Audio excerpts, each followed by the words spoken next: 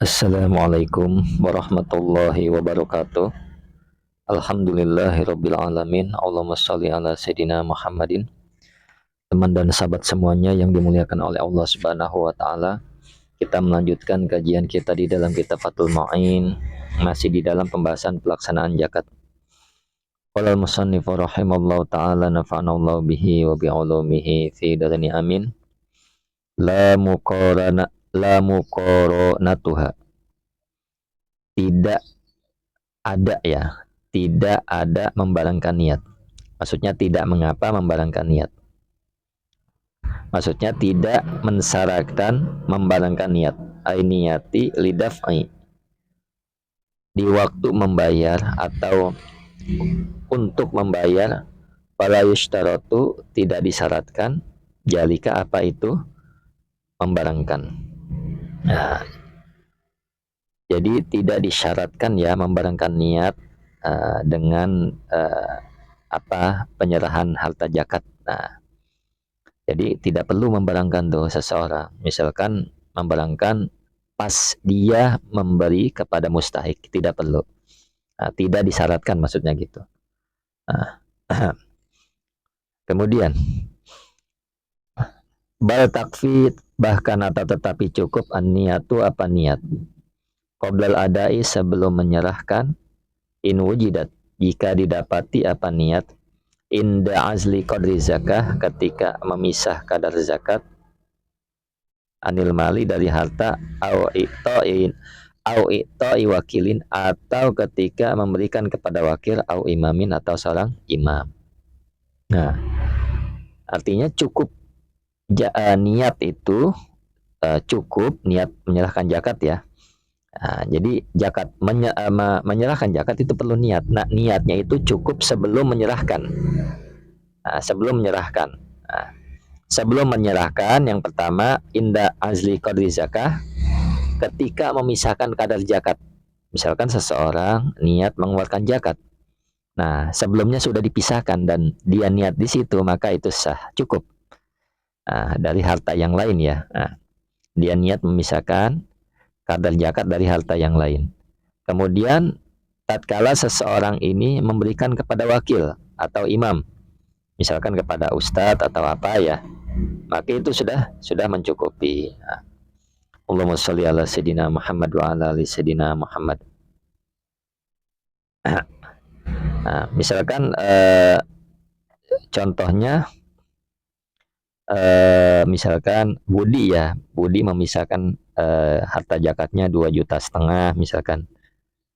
Nah, kemudian dia niat di situ, niat zakat ya. Lalu sebulan kemudian baru diberikan, itu sah. Atau contoh yang kedua misalkan Aisyah, misalkan ada orang namanya Aisyah menyerahkan zakat kepada LAS, lembaga amil zakat ya, dengan niat zakat, maka ini pun adalah sah. Nah, karena niat hadir saat menyerahkan ke wakil. Kemudian wal abdolu, dan adapun yang lebih utama, di sini wal abdalu, dan adapun yang lebih utama, lahuma, bagi keduanya, wakil dan imam, ayyanuya, apa berniat siapa keduanya, wakil dan imam, aidon juga, indat tafriqah, ketika membagikan harta. Jadi yang lebih utama adalah si wakil dan si imam ya, dia berniat juga tatkala membagikan harta kepada mustahik ya, seperti itu. Nah, ini perlu dicontohkan lagi ya biar mudah dipahami. Misalkan si Budi menyerahkan zakat ke Ustadz Ajis misalkan sebagai wakil dengan niat zakat. Nah, ini itu sah ya. Atau misalkan Ustadz Hasan ya, saat membagikan zakat ke mustahik juga berniat untuk menyampaikan zakat. Nah, ini adalah yang lebih utama. Nah, meskipun tidak wajib ya niat wakil saat membagi itu, tapi tetap lebih utama ya dua-duanya. Si mustahik niat zakat kepada wakil, wakil memberikan ke mustahik niat zakat juga seperti itu. Jadi seseorang niat zakat kepada tatkala memberikan ke wakil atau imam. Nah, imam atau wakil berniat zakat tatkala memberikan ke mustahik. Kemudian Allahumma sholli ala sayyidina Muhammad wa ala ali sayyidina Muhammad.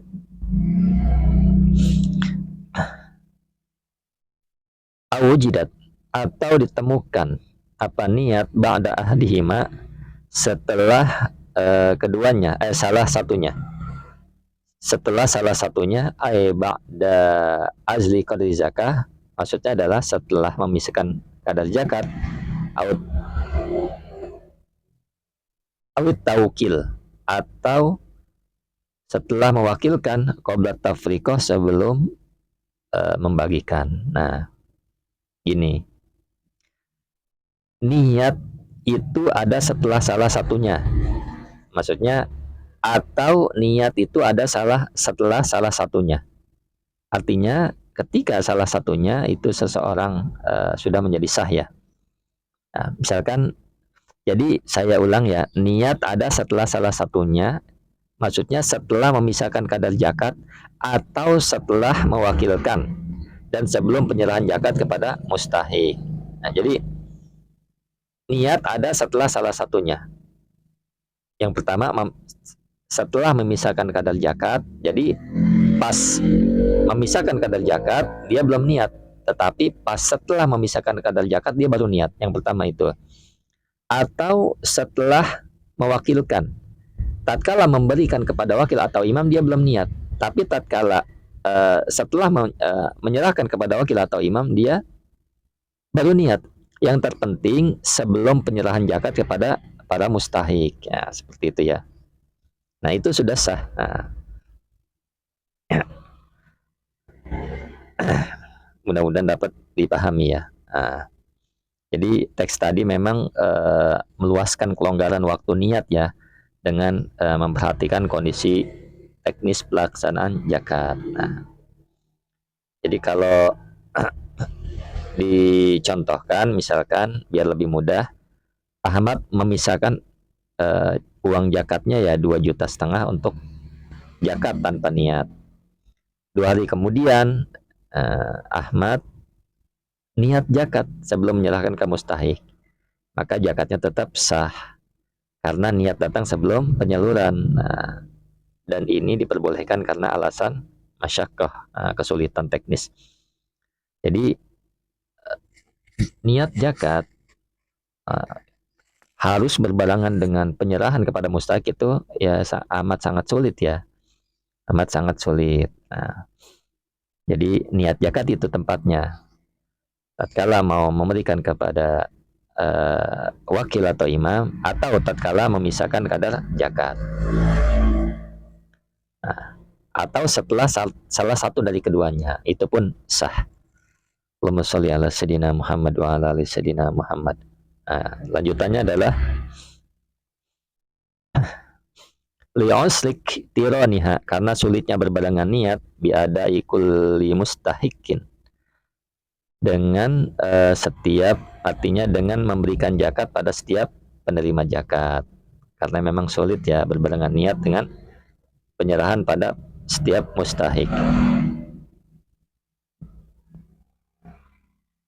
Kemudian Allahumma sholli ala sayyidina Muhammad wa ala ali sayyidina Muhammad. Walau qala, dan seandainya berkata siapa siman lil ghairihi pada lainnya siman, tasaddaq, sedekahkanlah, bihaja dengan ini, summa nawa, kemudian berniat siapa siman az-zakata kepada zakat, qabla tasadduqihi, sebelum bersedekahnya goir, bidzalika dengan itu harta, ada za'ahu, maka mencukupi apa sedekahu kepada siman anis zakat dari zakat. Jadi seandainya ada orang ya, orang berkata kepada orang lain, si A berkata kepada si B, sedekahkan ini. Nah, lalu ia si pemberi zakat berniat zakat sebelum orang itu menyalurkan, maka hal itu sudah mencukupi, seperti itu. Jadi contoh kasusnya misalkan Budi berkata kepada adiknya, sedekahkan uang ini ya buat fakir miskin. Lalu sebelum adiknya menyerahkan uang itu, Budi niat. Nah, lalu sebelum adiknya menyerahkan uang itu, Budi niat, saya niat zakat mal saya. Nah, ini hukumnya adalah sah sebagai zakat karena niat datang sebelum penyaluran. Mudah-mudahan dapat dipahami ya. Allahumma sholli ala sayyidina Muhammad wa ala ali sayyidina Muhammad.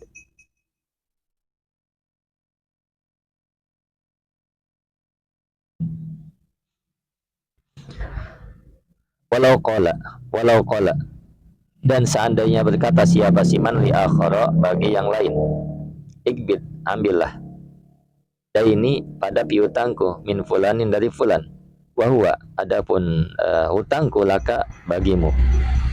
Kemudian kita lanjut pembacanya. Zakatun adapun zakat. Nah, ya.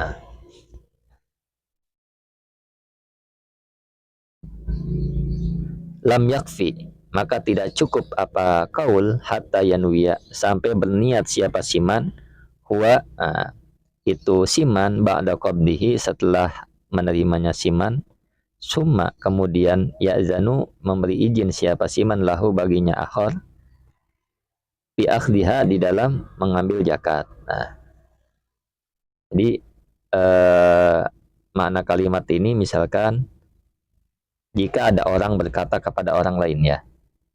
Nah, jika ada orang berkata kepada orang lain, ambillah piutangku dari si fulan misalkan. Nah, ambillah dan itu untukmu sebagai zakat. Nah, gitu. Walau qala li akhara ikbid daini min fulanin wa huwa laka zakatun. Nah, wa huwa adapun dain laka bagimu zakatun. Nah, ialah zakat. Nah, gitu. Jadi seseorang berkata kepada orang lain, ambillah piutangku kepada fulan dari si fulan dan itu zakat bagimu. Lam yakfi, maka hal ini tidak mencukupi. Nah, sampai orang ini berniat. Nah, jadi maksudnya tidak mencukupi, tidak sah sebagai zakat ya. Sampai si muzaki berniat. Orang yang membayar zakat itu berniat setelah piutangnya itu diterima. Nah, jadi ia harus menerima dulu oleh orang yang disuruh.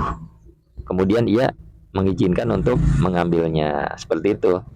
Jadi bukan belum menerima, dia harus menerima dulu. Wah. Kenapa ya? Kenapa tidak langsung sah? Karena harta tersebut belum dikuasai muzaki secara nyata, masih dalam bentuk piutang. Yang kedua, niat zakat tidak boleh dilakukan pada harta yang belum dapat dikuasai penuh. Nah, yang ketiga, maka setelah harta itu dikuasai kembali, artinya diwakili oleh orang yang disuruh, baru bisa niat dan diberikan. Jadi harus dikuasai dulu hartanya. Nah, jadi contohnya seperti ini misalkan. Si Zaid berkata kepada Umar, ambilkan uangku, hai Umar, yang dipinjam oleh Ali misalkan. Dan itu buat kamu sebagai zakat. Nah, ini tidak sah ya. Tidak sah karena apa?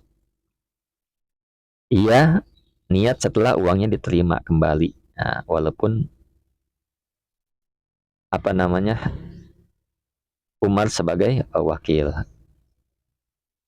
Nah, jadi saya ulang contohnya ya biar mudah dipahami. Misalkan ada si Zaid berkata kepada Ali, ambilkan uangku yang dipinjam oleh Umar. Nah, dan itu buat kamu sebagai zakat. Nah, tidak sah kecuali maksudnya seperti itu. Tidak sah kecuali Zaid niat setelah uangnya diterima. Jadi harus diterima dulu. Lalu mengizinkan Ali mengambilnya. Allahumma sholli ala sayyidina Muhammad wa ala ali sayyidina Muhammad.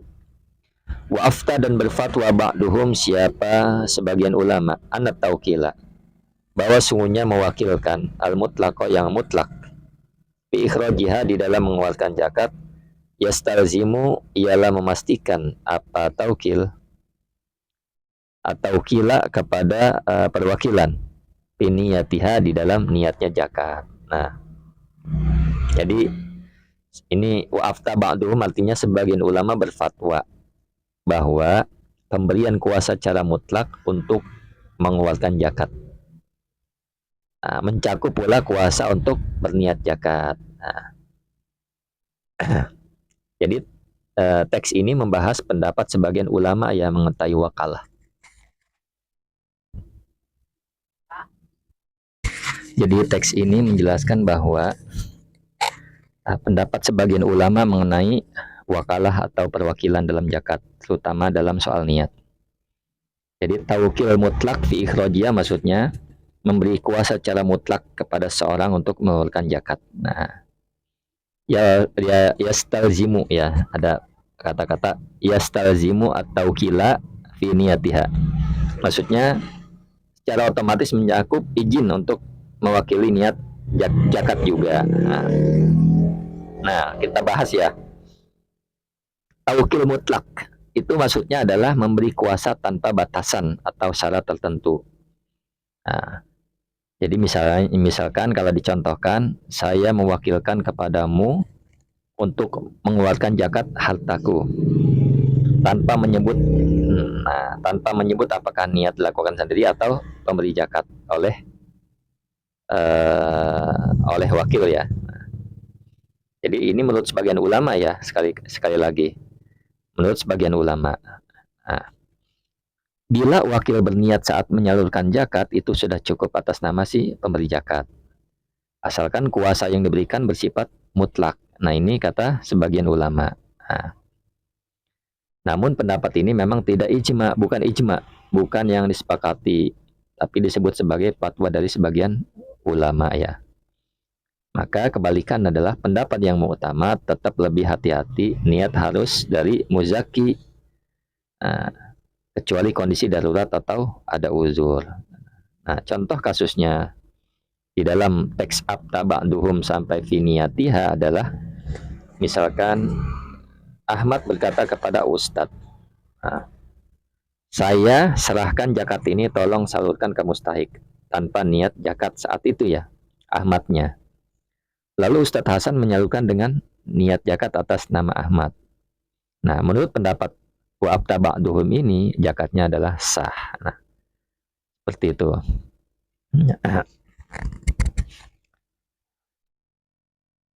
Kemudian, Allahumma sholli ala sayyidina Muhammad wa ala ali sayyidina Muhammad.